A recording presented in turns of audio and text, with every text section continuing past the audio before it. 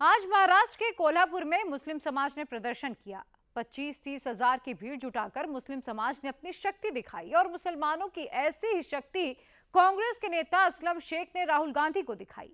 उन्होंने पहले हिस्सेदारी भागीदारी वाले राहुल के नैरेटिव का जिक्र किया और मुसलमानों के लिए आबादी के हिसाब से टिकट मांग लिए। बात मुसलमानों की हिस्सेदारी की चली तो ओवैसी की भी पार्टी मैदान में कूद पड़ी। मुसलमानों की नुमाइंदगी के आधार पर राहुल, शरद पवार और उद्धव को अलायंस का ऑफर दे दिया। इधर ओवैसी के नेता राहुल के अलायंस को मुसलमान वोट का नफा नुकसान गिना रहे थे और उधर कांग्रेस पार्टी के मुस्लिम विधायक जीशान सिद्दीकी अजीत पवार से मुलाकात करने जा पहुंचे। महाराष्ट्र में मुसलमान वोट की पॉलिटिकल धुरी आज पूरे दिन कहां-कहां घूमी। महाराष्ट्र में अखिलेश की एंट्री का किसने विरोध किया, सब कुछ देखिए इस रिपोर्ट के जरिए। चुनाव से पहले महाराष्ट्र में ये मुसलमानों का बड़ा शक्ति प्रदर्शन है।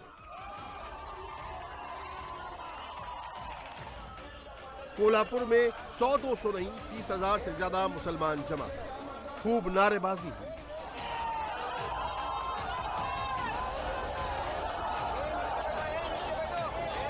नबी की शान में गुस्ताखी की है, उसकी निषेध के लिए हम सब जमा हुए थे। और एक बात समझ लो कि यहाँ पर हम मॉब लिंचिंग और इसके अलावा 3 तलाक का बिल पेश हुआ, इसके अलावा हम पर और भी ज्यादा ज्यादती की गई, उसको हम बर्दाश्त कर चुके हैं। लेकिन जब नबी की बात आती है और अल्लाह और उसके रसूल की बात आती है तो कतई हम बर्दाश्त नहीं करने वाले। रामगिरी महाराज ने अपने गंदी जुबान से हमारे पाक रसूल मोहम्मद अरबी सल्लल्लाहु अलैहि वसल्लम की शान में गुस्ताखी की है और इस मुल्क का मुसलमान, इस स्टेट का मुसलमान, चाहे कोल्हापुर जिले का मुसलमान हो, सब कुछ बर्दाश्त कर सकता है। हम अपनी जान से ज्यादा, हम अपने माल कारोबार से ज्यादा अपने नबी की शान पर मरने के लिए तैयार हैं। सभी बातें हम सहन कर सकते हैं, लेकिन हमारे नबी करीम सल्लल्लाहु अलैहि वसल्लम के बारे में जो भी, अल्लाह के नबी के बारे में जो भी गलत बात कहेगा, हम उसका पूरा विरोध करेंगे। हिंदू संत की टिप्पणी के बाद जमकर बवाल मचा। कई दलित संगठन भी भाईजान के साथ खड़े दिख रहे हैं। मुस्लिम समाज और दलित समाज मिलकर उनका साथ देकर आज कोल्हापुर जिले के सामने एक मोर्चा आयोजित किया हुआ था। मोर्चा आयोजित करते हुए सब सनदशीर और कायदेशीर संवैधानिक मार्गाने वो आंदोलन पूरा सफल हो गया है। लोकसभा चुनाव के बाद से कोल्हापुर में खूब हिंदू मुसलमान हो रहा है। पिछले महीने भी विशालगढ़ किले के पास बवाल हुआ। कथित तौर पर मस्जिद में तोड़फोड़ को लेकर हिंसा। कोल्हापुर से कांग्रेस के छत्रपति साहू सांसद हैं। यहां मुसलमानों का वोट 7.39% है। हिंदू वोटर्स की संख्या 87.20% है। 7.39% मुसलमान वोट वाले कोल्हापुर में मुसलमानों ने अपनी ताकत दिखाई और संदेश महाराष्ट्र की नहीं कांग्रेस की दिल्ली हेडक्वार्टर तक भेज दिया।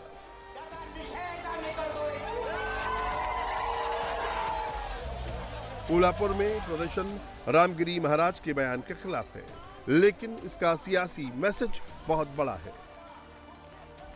मुसलमान अब वोट के बदले सियासत में पूरी हिस्सेदारी मांग रहा है और वो ही मैसेज मुंबई से कांग्रेस नेता असलम शेख भी राहुल को दे रहे हैं।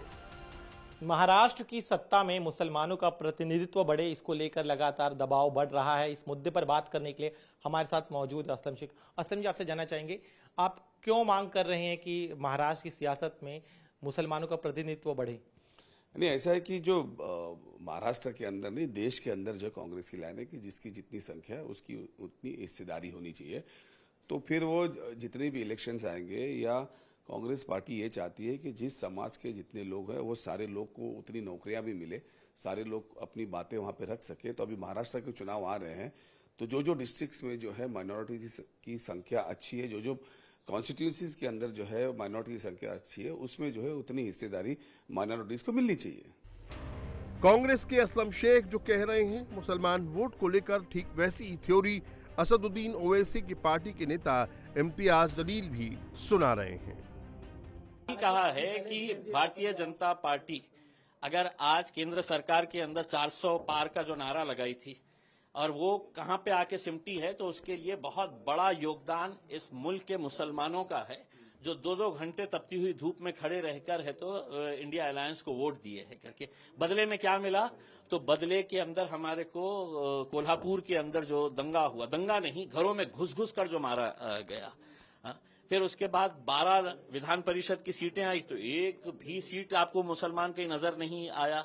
फिर जब लोकसभा के अंदर वक्फ का बिल आया तो पूरे के पूरे सेना वाले भाग गए। और अब जब ये बदमाश महाराज जो है ये प्रॉफेट मोहम्मद के बारे में इस तरह का बयान देता है, तो आप सोचिएगा कि कैसे खामोश बैठकर है तो सब सुन रहे हैं। ये बात सही है कि लोकसभा चुनाव में महाविकास अघाड़ी को मुसलमानों ने भरपूर वोट दिया, लेकिन विधानसभा चुनाव में ये वोट क्या मैजिक दिखाएगा? हिस्सेदारी वाला नैरेटिव एमवीए को फायदा देगा या नुकसान पहुंचाएगा, सब आपको बताएंगे। पहले महाराष्ट्र में मुसलमान वोट की ताकत देख लीजिए। महाराष्ट्र में 12% मुसलमान हैं। 40 विधानसभा सीटों और 4 लोकसभा सीटों पर इनका अच्छा खासा असर है।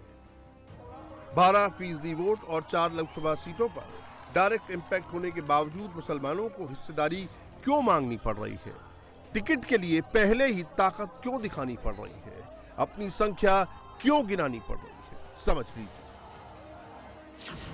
लोकसभा चुनाव में महाविकास अघाड़ी ने 48 में से किसी भी सीट पर मुस्लिम कैंडिडेट को मैदान में नहीं उतारा, यानी महाराष्ट्र से मुसलमानों की भागीदारी 0 रही।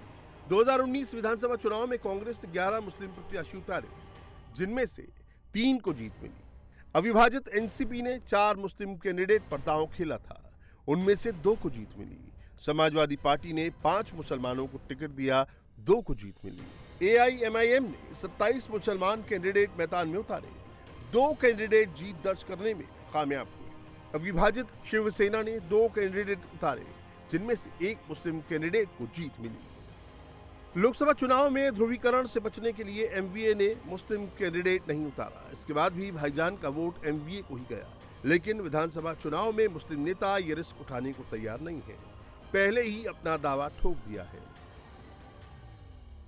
टोटल कितनी हिस्सेदारी आप मान रहे हो और क्या आप लोग के असेसमेंट में क्या निकल कर आया? कितनी सीटें आपको ऐसा लग रहा है कि जहां पर अगर मुस्लिम उम्मीदवार को खड़ा किया जाता है तो वहां से जीत मिल सकती है? नहीं, ऐसा है कि महाराष्ट्र का अभी सीट शेयरिंग चल रहा है। सीट शेयरिंग होने के बाद में फिर भी ऐसी सीटें महाराष्ट्र के अंदर निकलती है जहां पे 20 सीटें तक जो है वो माइनॉरिटीज को मिले तो वो जीत के आ सकते हैं। ये आपको लग रहा है कि कम से कम 20 सीटें जो है मुसलमान उम्मीदवार जो है, जो भी नेता हो, उन्हें मिलनी चाहिए? नहीं, डेफिनेटली जो माइनॉरिटीज की जहां संख्या 30% से ज्यादा है, वो सीटें अगर मिलेगी तो डेफिनेटली जो है माइनॉरिटीज के लोग जीतेंगे। तो वो सीट की संख्या जो है करीबन 15 और 20 के बीच में बैठती है। तो कितनी सीटें जो है वो कांग्रेस पार्टी ने अपने नुमाइंदों को देनी चाहिए। उप मुख्यमंत्री का पद में आपका एक जगह बयान पड़ रहा था, उस बारे में बताइए। नहीं, ऐसा है कि मुख्यमंत्री का पद हो, उप मुख्यमंत्री का पद हो, जब कांग्रेस पार्टी ने ऑलरेडी इस राज्य में मुख्यमंत्री जो सबसे बड़ा पोस्ट है वो दे चुकी है, तो पार्टी के सामने सिर्फ ये बातें रखना है कि उस लेवल की पोस्ट जैसे बाकी के समाजों में जाती, उसका जो है उसी तरीके से माइनॉरिटी के भी लोगों को उस तरीके के पोस्ट मिलने चाहिए। महाराष्ट्र में 288 विधानसभा सीटें हैं। मुसलमान आबादी करीब 12% है। इस हिसाब से हिस्सेदारी कैलकुलेट करें तो 34 से 35 सीट बनती हैं। असलम शेख 34 की जगह उन 20 सीटों पर टिकट मांग रहे हैं जहां मुसलमान वोट डिसाइडिंग कंडीशन में है। असलम शेख ही नहीं, मुसलमान वोट को लेकर राहुल गांधी की परेशानी जिशान सिद्दीकी भी खूब बढ़ा रहे हैं। अजीत पवार ने कल मुंबई में जन सम्मान यात्रा निकाली, जिसमें खूब भीड़ उमड़ी।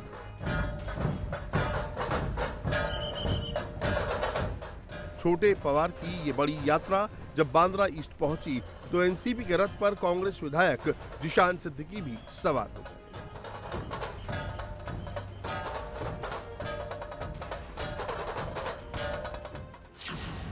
कल जिशान सिद्दीकी अजीत की यात्रा में शामिल हुए। आज कांग्रेस के 2 विधायक जिशान सिद्दीकी और हिरमान खोसकर अजीत पवार से मिलने जा पहुंचे। देखिए, कल की जो यात्रा थी वो बहुत ही सक्सेसफुल यात्रा थी। हजारों लोग बांद्रा पूर्व के आए थे अजीत दादा का स्वागत करने के लिए, और वो महाराष्ट्र के उप मुख्यमंत्री है। और आज मैं एक आमदार होने के नाते उनसे मिलने गया था और मेरे मतदाताओं की जो प्रॉब्लम्स है मेरे मतदार संघ में वो डिस्कस करने गया था। ऐसा और पॉलिटिकल कुछ नहीं है। किसी चीज में बुलाया नहीं जाता तो मैं क्या करूं, मैं तो बोलता हूं मुझे बुलाने के लिए, मगर मुझे बुलाते नहीं है। मेरे ही मतदार संघ में 2 दिन पहले वर्षाताई ने एक छोटी सी रैली ली थी और उसमें मुझे आमंत्रित नहीं किया गया था। और कोई भी मीटिंग में मुझे बुलाया नहीं जाता है, व्हाट्सएप ग्रुप से निकाला जाता है। तो ठीक है, उनका मैसेज भी लाउड एंड क्लियर है। हम जब फैसला लेना होगा हम भी अपना फैसला ले लेंगे। मुंबई में कुल 36 विधानसभा सीट है। इनमें से 4 सीट पर मुस्लिम विधायक जीत कर आए हैं। 5 सीट पर मुसलमान वोट असरदार है। बाबा सिद्दीकी पहले ही एनसीपी अजीत गुट ज्वाइन कर चुके हैं। नवाब मलिक भी अजीत के साथ खड़े दिख रहे हैं। यानी महायुति की ओर से अजीत पवार मुंबई का मुसलमान वोट लॉक करने में जुटे हुए हैं। उसने एक भूमिका ली थी कि ये देशद्रोही है नवाब मलिक जी, ये भ्रष्ट है, ये करप्ट है। उनको जेल में डाला, ईडी, सीबीआई, एनआईए, उनको टेररिस्ट से उनका नाम जोड़ा गया। ऐसा नहीं है, उनका नाम एक टेररिस्ट से जोड़ा गया, एक ग्रुप से जोड़ा गया। अब नवाब मलिक जी सरकार पक्ष में है। जब छूटकर आए बेल पर तो ट्रेजरी बेंच पर बैठे, सरकार के जो पक्ष के जो बेंचेस होते हैं वहां बैठे, तो देवेंद्र फडणवीस को बहुत गुस्सा आया और उस गुस्से में एक लेटर लिखा अजीत पवार को कि हम कितने राष्ट्रभक्त है, ऐसे देशद्रोही व्यक्ति को आपके साथ बिठा रहे हो, ये ठीक नहीं है। तो आप क्या होगा, आप खुलेआम नवाब मलिक जी अजीत पवार जी के पार्टी में गए, आपके सरकार में है। एक तो आपने जो खत लिखा था, जो एक हिस्टोरिक डॉक्यूमेंट बन गया था, वो आप वापस लीजिए, नहीं तो आप बताइए कि नवाब मलिक के ऊपर सब झूठे मुकदमे हमने डाले थे। अखिलेश भी मुसलमान वोट कैलकुलेट करके बैठे हैं। वो भी महाराष्ट्र में कांग्रेस से हिस्सेदारी मांग रहे हैं, जिसे लेकर मल्लिकार्जुन खड़गे की बैठक में खूब बवाल हुआ। मानखुर्द शिवाजी नगर सीट से सपा के अबू आजमी विधायक हैं। कार्यकर्ताओं को लगता है कि सीट शेयरिंग में ये सीट कांग्रेस छोड़ सकती है, इसीलिए खड़गे के सामने ही प्रदर्शन शुरू हो गया। खड़गे के सामने ही अबू आजमी से मानखुर्द शिवाजी नगर बचाने के नारे लगने लगे। हंगामा हुआ तो नाना पटोले को चेतावनी देनी पड़ी। मुसलमान वोट और हिस्सेदारी को लेकर ताल असदुद्दीन ओवैसी की पार्टी AIMIM भी ठोक रही है। इम्तियाज जलील ने चुनाव के ऐलान से पहले ही कांग्रेस के सामने गोगली फेंक दी। हिस्सेदारी ना मिलने पर होने वाला नुकसान तुरंत गिना दिया। बैठे तो सही, आपको लेना नहीं लेना ये आपके हाथ में है इसमें, लेकिन कल आप मुझ पर ये इल्जाम नहीं लगा सकते हैं कि नहीं साहब आप लड़ रहे हैं इस वजह से हम हार रहे हैं करके। मैं तो आपके साथ आने के लिए तैयार हूं, मैं तो आपके साथ लड़ने के लिए तैयार हूं। मैं तो पूरी कोशिश करके भारतीय जनता पार्टी को हराने के लिए मैं आपके कांधे से कांधा लगाकर लड़ने के लिए तैयार हूं। अब आप बैठे, देखिए हम तो खुला कह रहे हैं कि अगर साथ में रहेंगे तो सबका फायदा, अगर नहीं रहेंगे तो आपका नुकसान तो होना है। इम्तियाज के ऑफर पर कांग्रेस के कमेंट से पहले ही उद्धव की शिवसेना ने इसे सियासी नाटक बता दिया। सीट बंटवारे में किसी चौथे की एंट्री पर इशारे में नामंजूरी की मोहर लगा दी। इम्तियाज जलील जो कहते हैं ये लोगों को गुमराह बना रहे हैं, मुसलमानों को भी गुमराह बना रहे, महाराष्ट्र को भी गुमराह बना रहे हैं। ये कुछ एमपी के साथ आना नहीं चाहते, क्योंकि इनका पूरा काम बीजेपी को मदद करने में ही पूरी झूठे रहते हैं। ये इनको खुद चुन के आना नहीं रहता। ये वोट कटाओ जो बोलते हैं ना, बिहार में लालू यादव ने एक बार कहा था वोट कटाओ, वोट कटवा, तो ये वोट कटवे एमआईएम, ये कोई जीतने वाले नहीं है, ये वोट कटवे पार्टी के लोग हैं और ये बीजेपी को मदद करते हैं। और ये जुड़े कहाँ से, रजाकार से जुड़े हैं। रजाकार तो देशद्रोही था, उनसे जुड़े हुए लोगों से हम थोड़ी जा सकते साथ में, बिल्कुल नहीं जा सकते। मुसलमानों के हक की सबसे ज्यादा पैरवी करने वाली AIMIM में भी कुछ ठीक नहीं चल रहा है। पार्टी ने फयाद अहमद को मुंबई अध्यक्ष के पद से हटा दिया। तो मैं आपसे गुजारिश करता हूँ, बहुत ही महत्वपूर्ण गुजारिश है कि आपकी सीट आपको मुबारक, आपका पद आपको मुबारक। खुदा हाफिज, अल्लाह हाफिज, नमस्कार, जय हिंद, जय महाराष्ट्र। हाँ चलिए। उनकी जगह रईस लश्करिया को जिम्मेदारी दे दी तो खूब बवाल मचा, खूब नारेबाजी।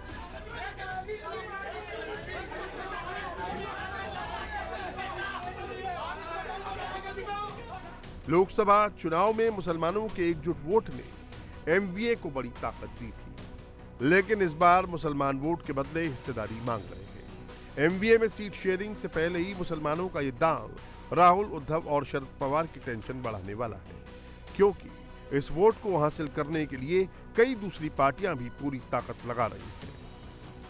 सबसे ज्यादा परेशानी में कांग्रेस आ सकती है, जिसकी पार्टी के नेता असलम शेख 20 टिकट मांग रहे हैं। कांग्रेस 2019 में 125 सीटों पर जब चुनाव लड़ी थी, तब उसने 11 मुस्लिम कैंडिडेट को मैदान में उतारा था। इस बार लग नहीं रहा कि कांग्रेस को गठबंधन में इससे ज्यादा सीट मिल पाएगी। ऐसे में कांग्रेस के लिए 20 मुस्लिम प्रत्याशी उतारना बड़ी चुनौती हो जाएगा।